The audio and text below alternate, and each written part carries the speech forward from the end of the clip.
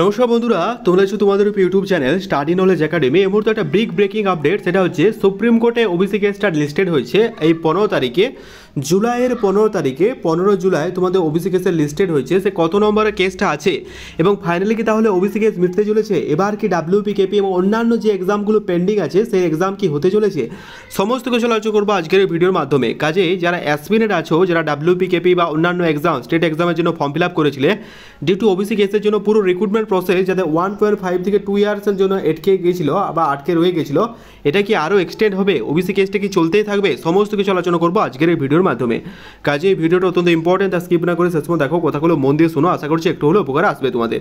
ঠিক আছে, during your preparation phase এই লাস্টের কথাগুলো শোনো, আশা করছি তোমরা একটু হলেও মোটিভেট পাবে এবং এটার যে মেন যে বিষয়বস্তু সেটা তোমরা একবার বোঝার চেষ্টা করো, তাহলে কিন্তু অনেকটা রিলেট করতে পারবে। ঠিক আছে, তার আগে টেলিগ্রাম চ্যানেল যারা যুক্ত হন, link in the description, do join নাও। কারণ ছোটো বড়ো আপডেটগুলো আমরা টেলিগ্রাম চ্যানেলে প্রোভাইড করে রাখি, তা নিয়ে request you to join our Telegram group, link in the description, check out করে নিও। ঠিক আছে, তো চলো আজকের ভিডিও শুরু করা যাক। দেখতে পাচ্ছ ডাব্লিউপির অফিসিয়াল ওয়েবসাইট আছে, সিম্পলভাবে সার্চ করবে wp.gov.in, এই অফিসিয়াল ওয়েবসাইটে চলে আসবে। এই অফিসিয়াল ওয়েবসাইটে আসার পর তুমি যদি রিক্রুটমেন্ট সেকশনে যাও, you can not see as such important message further recruitment process.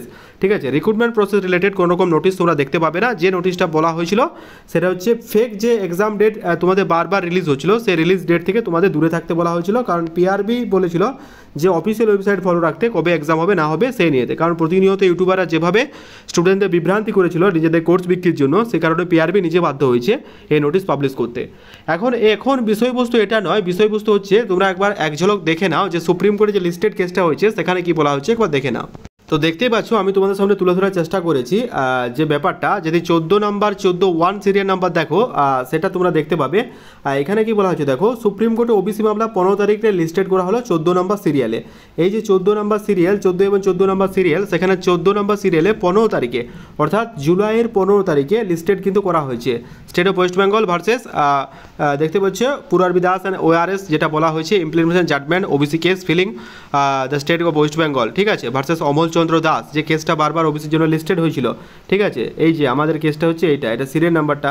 ঠিক আছে, তো এখন বিষয় হচ্ছে 15 তারিখে যে লিস্টেড হয়েছে সেখানে কি আদৌ কেসটা মিটবে? দেখো, এটা বলা পুরোপুরিভাবে অসম্ভব, কারণ এর আগেও দেখেছি মানে ডেটের পর ডেট তারিখে দিয়েই গেছে। ফাইনালি কোনো এটার যে অবসান সেই ব্যাপারটা কিন্তু মোটে আসেনি, বা এটার যে ফাইনাল একটা কনক্লুশন, সেই কনক্লুশন বিষয়টা কিন্তু কখনোই আসেনি। বারবার তারিখের পর তারিখ দিয়ে যাওয়া হয়েছে। এখন যারা অ্যাসপিরেন্ট আছে ওদের মনে যে কী দ্বিধাবোধ তৈরি হচ্ছে এবং কী কনফিউশন তৈরি হচ্ছে কেবল তারাই জানে। হয়তো ব্যাপারটা তোমরা রিলেট করতে পারবে। এখন যারা হয়তো পড়াশোনার সাথে যুক্ত আছো তারা হয়তো ব্যাপারটা রিলেট করতে পারলেও এতটা রিলেট করতে পারবে না যারা এখন কোনো একটা জবে আছো বা কারুর গার্লফ্রেন্ড বা কারুর, আমি একদম ফ্র্যাঙ্কলি কথা বলছি, কেউ কোনো প্রিয় মানুষকে কথা দিয়েছে বা অ্যাজ সাচ অন্য কোনো তাকে জব পেতেই হবে আফটার অল বাবা মার জন্য, তা তারা জানে যে 1.5 বা 2 ইয়ার্সের কি ভ্যালু। ঠিক আছে, তোমরা এখন হয়তো যারা ফাঁকি দিচ্ছ ব্যাপারটা রিলেট করতে পারবে না, যাদেরকে বাইরে গিয়ে রাতে নাইট ডিউটি করতে হয়, তাদের জীবন থেকে যে এতটা বছর চলে গেল, হ্যাঁ এতটা বছর বলতে বাধ্য হলাম, কারণ তারাই জানে যে এই যে কষ্ট, সেই কষ্টটা কী। ঠিক আছে, জানি না এটার ফাইনাল কোনো কনক্লুশন আছে কি না, তবে বলতে চাই একটাই, নিজের মধ্যে জেদ বজায় রেখো, কনসিস্টেন্সি বজায় রেখো, হার্ডওয়ার্ক বজায় রেখো, একদিন সফল তুমি হবে। ঠিক আছে, আশা করছি 15 তারিখে কেসটা যেহেতু লিস্টেড হয়েছে, আশা করছি কিছু একটা গুরুত্বপূর্ণ আপডেট উঠে আসবে এবং এই ওবিসি কেসটা পুরোপুরিভাবে মেটাতেই হবে। কারণ এটা না মেটাবলে স্কুল, কলেজ, ইউনিভার্সিটি এবং অন্যান্য যে ভর্তির প্রক্রিয়া, সেটা ইট মেবি জেনপা ইউজি বা এএনএম, জিএনএম বা যেটা আছে ওয়েবজি, ঠিক আছে, ফার্মাসি, সমস্ত কিছু যে ভর্তির প্রক্রিয়া সেখানে কিন্তু সমস্যা হতে পারে। সুতরাং ওবিসি কেসটা মেটানোর জন্য আমাদের রাজ্য সরকার এবং সরাসরি সুপ্রিম কোর্ট মানে এবারে কিন্তু মেটাতেই হবে, আদারওয়াইজ কোনোরকম কোনো কি আর উপায় থাকছে না। ঠিক আছে, যদিও আমাদের হাইকোর্ট বলেছিল যে অনগোয়িং রিক্রুটমেন্ট প্রসেসের উপর কোনো রকম কোনো আপডেট বা প্রভাব যেন না পড়ে। ঠিক আছে, তা সত্ত্বেও সমস্ত রিক্রুটমেন্ট স্টপ করে দেওয়া হয়েছে। এটার যে কী কারণ, সেটা এক্সাক্ট যে কারণ সেটা আজ পর্যন্ত কেউ জানতে পারলো না। ঠিক আছে, তোমাদের জানা থাকলে জানিও, আমার এক্সাক্ট কোনো কারণ কিন্তু জানা নেই। তো বলতে চাই এটাই যে সুপ্রিম কোর্টে ওবিসি কেসটা 15 তারিখে লিস্টেড হয়েছে 14 নম্বর সিরিয়ালে, যেটা তোমাদের দেখালাম। যদি কোনো আপডেট আসে 15 তারিখে, সবার আগে কিন্তু আপডেট এই চ্যানেলে প্রোভাইড করে দেবো।